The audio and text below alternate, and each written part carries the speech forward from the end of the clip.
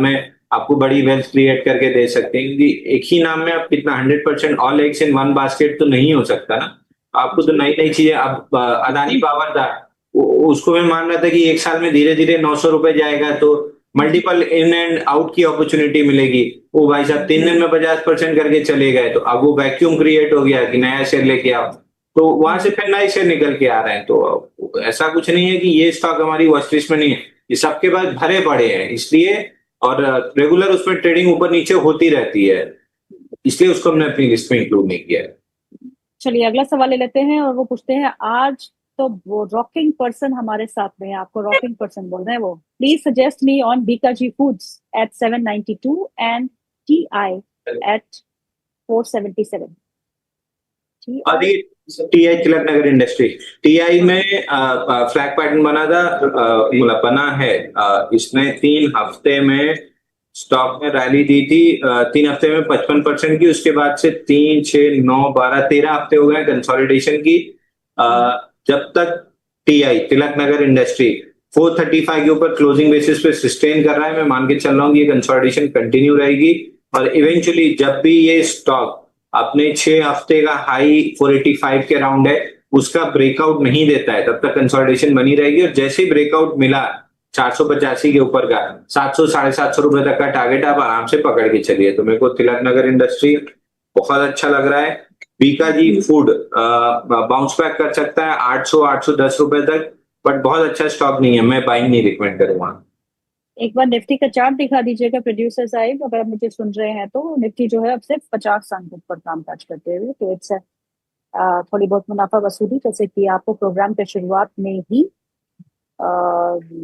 अंशुल जी ने कहा था कि पॉज देना चाहिए मार्केट को, वही हो रहा है। निफ्टी और बैंक निफ्टी अब सिर्फ 26 अंकों पर है, निफ्टी अब सिर्फ 44 अंक पर कामकाज करते हुए। चलिए अगला सवाल ले लेते हैं, और अगला सवाल जो है वो है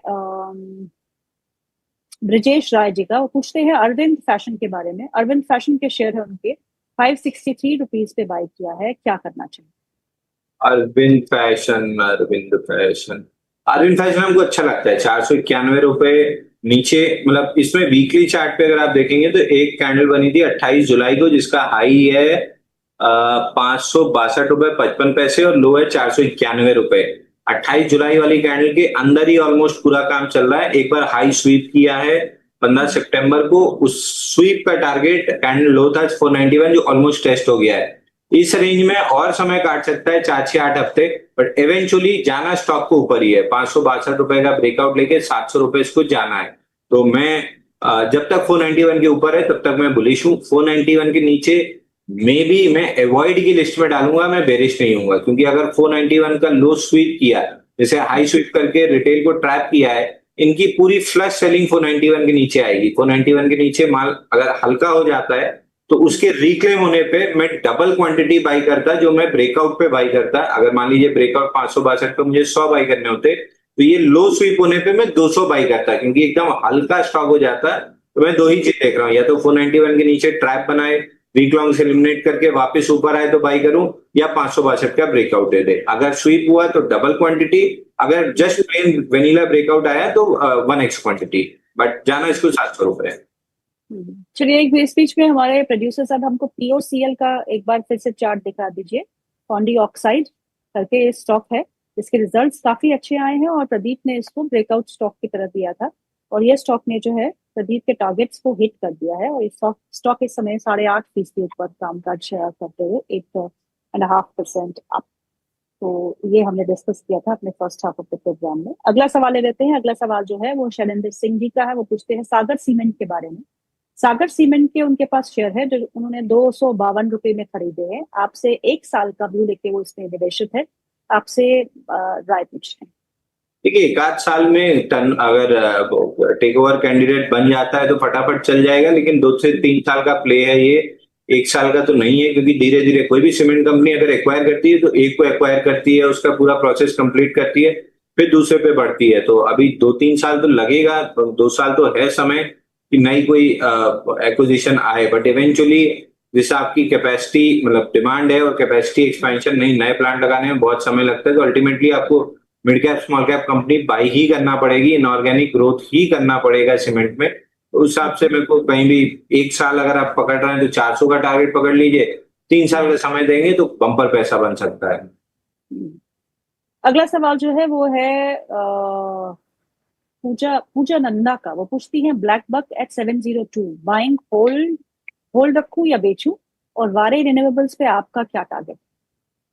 आदि रिन्यूएबल आदि वारी रिन्यूएबल अगेन 1267 के ऊपर जब तक होल्ड कर रहा है 1400 रुपए आराम से जा सकता है।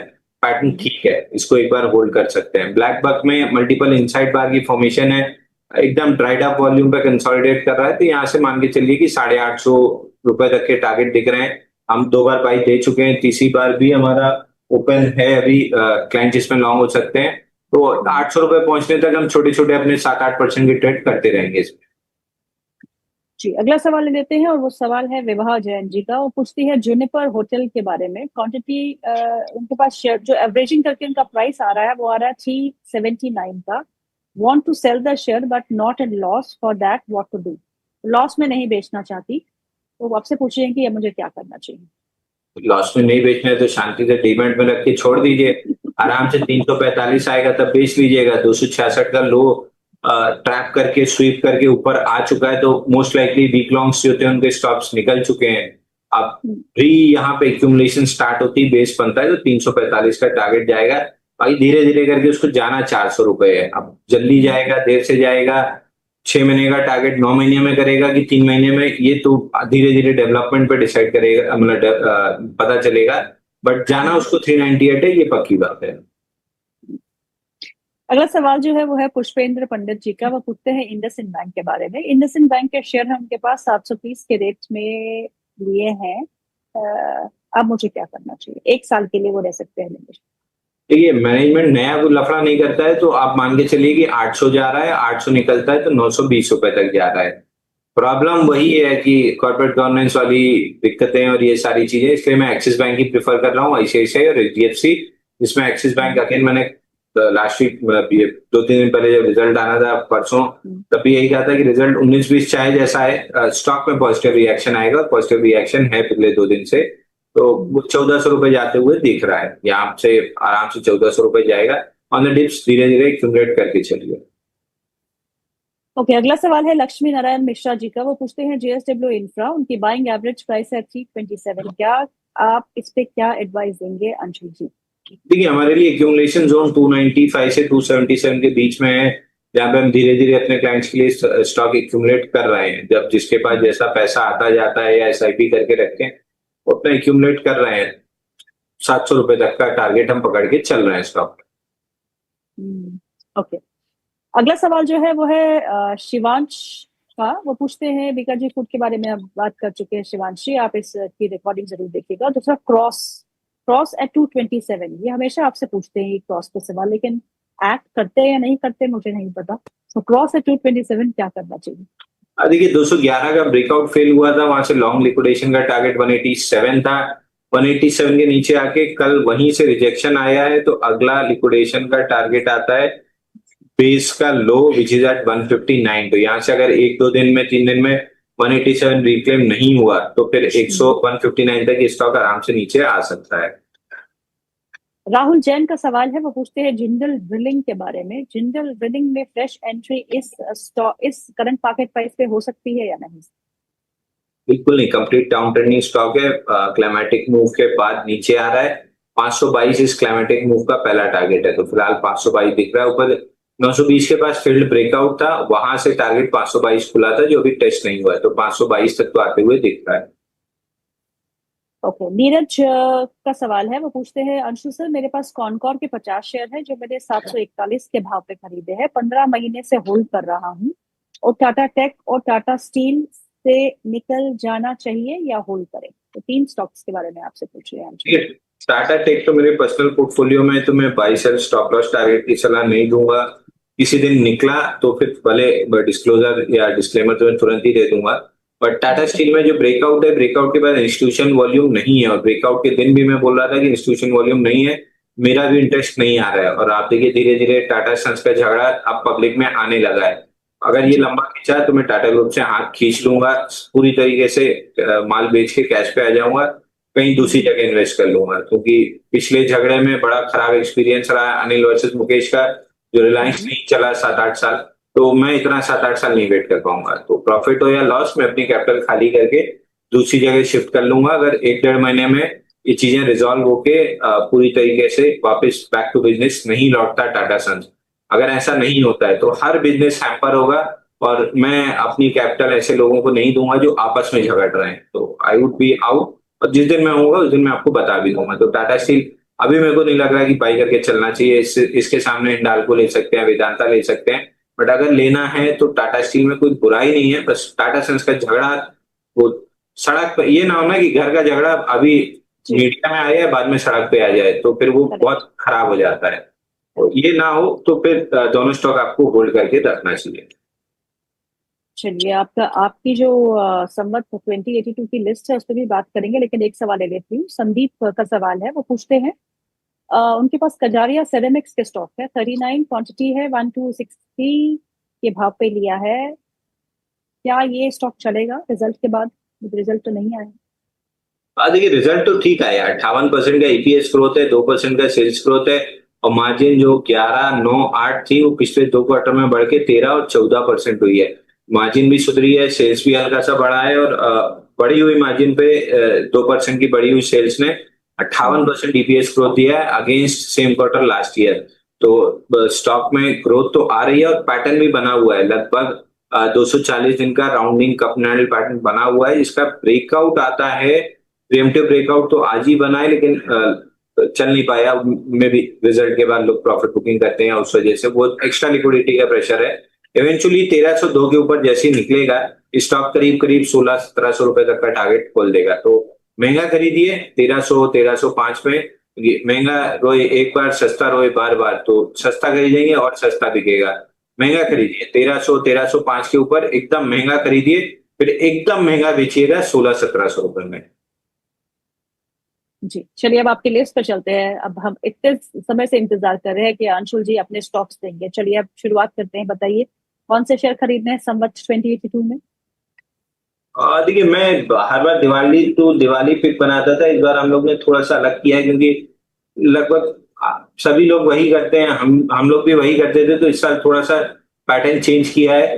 2 से 3 साल का पोर्टफोलियो बनाने की अगर आपका मूड है, तो ओके। अपने अगर 100 रुपए आपके पास कैश है तो नो मोर देन 20% इस पोर्टफोलियो में जाना चाहिए। मतलब ओके। 20% से ज्यादा तो आपका इसमें होना नहीं चाहिए। 40-50% ट्रेडिंग के लिए रखिए, कुछ म्यूचुअल फंड में डालिए, और इससे पोर्टफोलियो बनाइए, तो no more than 20% of your capital okay. इस पूरे पोर्टफोलियो में जाना चाहिए। 10 स्टॉक है, थोड़ा थोड़ा करके पैसा डाल के छोड़ दीजिए, अगले 3 साल में कम से कम 2 to 3x तो ये स्टॉक हो ही जाएंगे, और अगर सब चीज ठीक रहती है तो उससे ज्यादा भी मिल सकता है।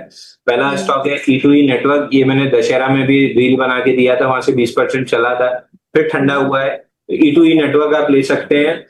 दूसरा है आइस मेक रेफ्रिजरेशन, इस स्टॉक को आप ले सकते हैं। तीसरा राम रतन वायर्स, हमको समझ में आ रहा है कि स्टॉक में भी अच्छी ग्रोथ रह सकती है।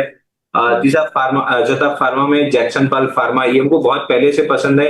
अभी भी जिस हिसाब की ग्रोथ आनी चाहिए थी उस हिसाब की ग्रोथ कंटिन्यूसली बनी हुई है। तो मैनेजमेंट अपने आप को प्रूफ कर रही है हर क्वार्टर ऑन क्वार्टर, और जब तक करती रहेगी हम मान के चल रहे हैं कि स्टॉक में एक्सपोनेंशियल और जे कर्व ग्रोथ आ सकती है। अगला स्टॉक निफ्टा लैब, आपको याद होगा 2-3 बार हमने इसमें ब्रेकआउट्स भी प्ले किए थे 8-8% के, बट अब ये ऐसा लग रहा है कि स्टॉक 2-3 साल अगर छोड़ देते हैं पोर्टफोलियो में तो आपको 2x to 3x रिटर्न दे सकता है। अगला है एक टर्न अराउंड स्टोरी है एमपीएस। तो सुजलॉन में जैसे टर्न अराउंड आया था तो 5 रुपए से 50 और 60 रुपए हुआ था, इस स्टॉक में भी अगर टर्न अराउंड स्टोरी पूरी तरीके से सक्सेसफुल रहती है तो चलने को सुजलॉन जैसा 10 गुना चल सकता है, 5 से 50 10 गुना हुआ था। बट मैं एक बार पेसिमिस्टिकली 2x to 3x ही मान के चल रहा हूँ कि उतना मिल जाए तो आपको तो बहुत अच्छा रिटर्न मिल जाएगा। अगला है केपी एनर्जी, ये पूरा ग्रुप मेरे को पसंद है। केपीईएल, केपी एनर्जी, ये पूरा ग्रुप भी मेरे को बहुत पसंद है। एग्रेसिव एक्सपेंशन है, मैनेजमेंट थॉट प्रोसेस बहुत क्लियर है, तो ये स्टॉक हमको अच्छा लगता है, तो ये भी 3x आराम से होते हुए दिखेगा।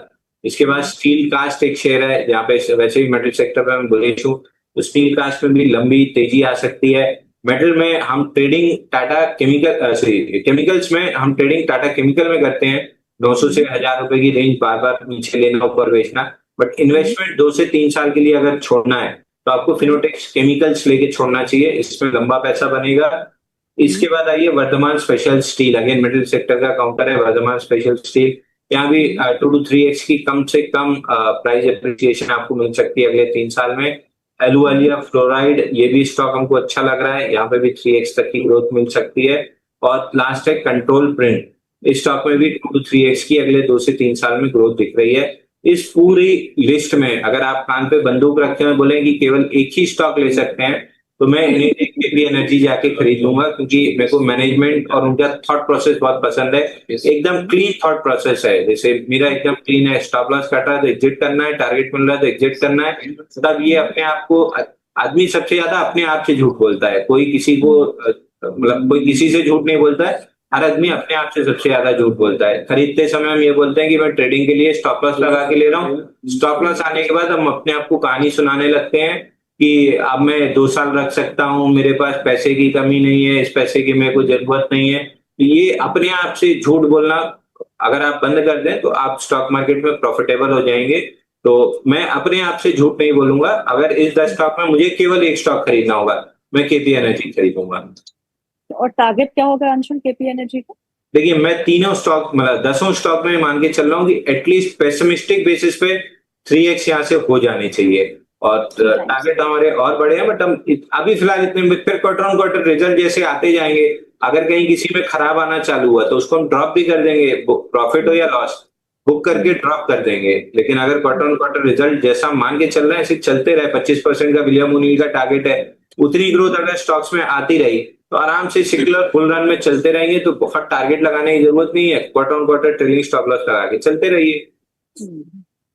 तो ये आपका लिस्ट जो है वो हम अभी फ्लैश भी करेंगे और इसको स्टॉक्स को देंगे ही। तो ये पोर्टफोलियो जो है वो 3 साल के लिए है, राइट? 3 इयर्स के लिए पोर्टफोलियो है और बिल्कुल। एवरेज, और ये स्टॉक्स जो है इसमें आपको अपने पोर्टफोलियो का 20% पैसा ही लगाना है। अगर आप 100 रुपए निवेश के लिए रख रहे हैं तो उसमें से 20 रुपए जो है वो आपको इस पोर्टफोलियो में लगाने हैं। और जो सबसे टॉप स्टॉक है, जो अंशुल को सबसे ज्यादा पसंद है इसमें, वो है केपी एनर्जी, जहाँ पे वो अच्छा रुझान यहाँ से देख रहे हैं। और 3 टाइम्स हो सकते हैं ये सारे शेयर, हो सकते हैं, एक्सपेक्टेशंस है, ऑल डिपेंड्स अपॉन की मार्केट कंडीशंस कैसी होती है। पर पोर्टफोलियो जब बनाए तो सूझ कर बनाए।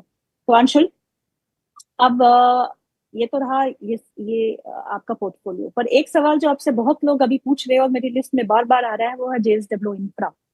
तो जेएसडब्ल्यू इंफ्रा में बहुत सारे लोग जो है वो ये पूछ रहे हैं कि एवरेज करूं, गिरा है, खरीद लूं, गिरा है, कहाँ तक जाएगा? तो ये सब सवालों का एक जवाब आप दे दीजिए। देखिए ये सब सवाल आने ही नहीं चाहिए थे, क्योंकि जेएसडब्ल्यू स्टील 240 से हम बाई दे रहे थे, उसके बाद 295 पे हम बाई दे रहे थे, तो अभी तो 295 ही खड़ा है।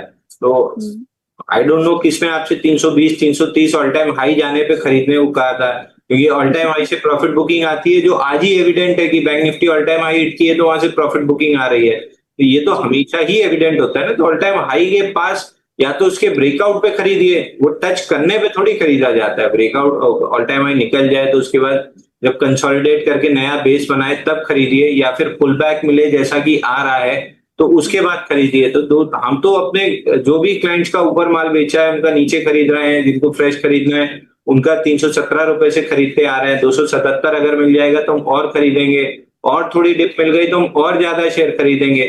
तो जब आप पूरी जर्नी में, आप बंबई से दिल्ली तक की ट्रेन में चढ़े हैं अगर दिल्ली जाने के लिए, तो आप इगतपुरी या बाकी बीच में जो भी स्टेशन आते हैं वहां आके ये नहीं पूछते ना कि ये ट्रेन बंबई जा रही है कि नहीं जा रही है। अगर आप एक डेस्टिनेशन से दूसरी पे चढ़े हैं तो शांति से ट्रेन में बैठे रहिए। 700 रुपए जब जाएगी तब उतरने की बारी आएगी, बता देंगे कि अब उतरने का समय आ गया है। भाई अदानी पावर में यही किया था ना हमने, कि 1 साल मान के चले थे कि 900 आएगा, 3 दिन में आ गया। वो आपकी अच्छी किस्मत थी, मेरी अच्छी किस्मत थी, कि या किसी दर्शक ने बिल्कुल एकदम पुण्य करके रखे थे कि 1 साल का काम 3 दिन में हो गया। लेकिन हर स्टॉक में 1 साल का काम 3 दिन में नहीं होगा ना, किसी में 1 साल का काम 1.5 साल में भी होगा, किसी का 6 महीने में होगा। तो विद पेशेंस आप 700 रुपए तक अगर होल्ड कर सकते हैं तो जेएसडब्ल्यू ट्रेड कीजिए। वीकली चार्ट का ट्रेड है वो, डेली चार्ट का नहीं है कि फटाफट चलेगा, वो अपनी ही रफ्तार से धीरे धीरे चलेगा। जी अंशुल, बहुत बहुत शुक्रिया हमारे प्रोग्राम में शामिल होने के लिए। और मेरी तरफ से, मेरे पूरी टीम की तरफ से और जागरण बिजनेस की तरफ से आपको, आपके परिवार को, आपकी टीम को दिवाली की बहुत बहुत शुभकामनाएं। मेरी तरफ से भी, मेरे परिवार की तरफ से, लक्ष्मीश्री परिवार की तरफ से भी आप सभी को हार्दिक शुभकामनाएं दिवाली की और धनतेरस की। 2 स्टॉक धनतेरस से दिवाली तक के लिए ट्रेडिंग के लिए बताया जा रहा हूँ, जो हमने अभी अपने क्लाइंट को दिया है। एक बताइए। ऑफिस करके है AWFIS, ये 585 पे हमने क्लाइंट्स को बाय दिया, अभी 589 590 चल रहा है। ये मान के चलिए 620 630 तक जा सकता है। दूसरा स्टॉक जेंसार टेक्नोलॉजी हमने बाय दिया है, कल 775 में हम बाय करके गए थे जेंसार टेक, अभी 790 तक का हाई बनाया है, 786 चल रहा है। ये भी करीब करीब 820 830 जाते दिख रहा है। तो ऐसा नहीं है कि दिवाली में इन्वेस्टमेंट पे 3 साल का पेशेंस बहुत कम लोगों के पास होता है, मेरे ही पास नहीं होता है। तो हालांकि अलग पोर्टफोलियो है जिसमें हम JSW इंफ्रा पापा के पास भी रखा हुआ है और 240 से रखा हुआ है, तो उनको मतलब उनका तो थॉट प्रोसेस क्लियर है कि 700 जाएगा तब बेचेंगे, बीच में उंगली क्यों करना। बट मेरी आदत है थोड़ी थोड़ी उंगली करते रहने की। तो अभी ऑफिस और जेंसार टेक ये सब चीज में हम कर रहे हैं और करवा भी रहे हैं क्लाइंट्स को। तो अगर ट्रेडिंग करना है तो ये 2 स्टॉक देख लीजिए, पोर्टफोलियो बनाना है तो वो 10 स्टॉक देख लीजिए, बट दोनों को मिक्स मत कीजिए। Correct. Thank you Anshul for your time, thank you so much. Thank you. तो प्रोग्राम को यही समाप्त करते हैं और आपसे अब मुलाकात जो है वो मंडे को होगी, जब हम आपके साथ डिस्कस करेंगे और आपको बड़े दिग्गज नामों के इंटरव्यूज जो है वो आपके सामने पेश करेंगे। Thank you so much for watching, keep watching.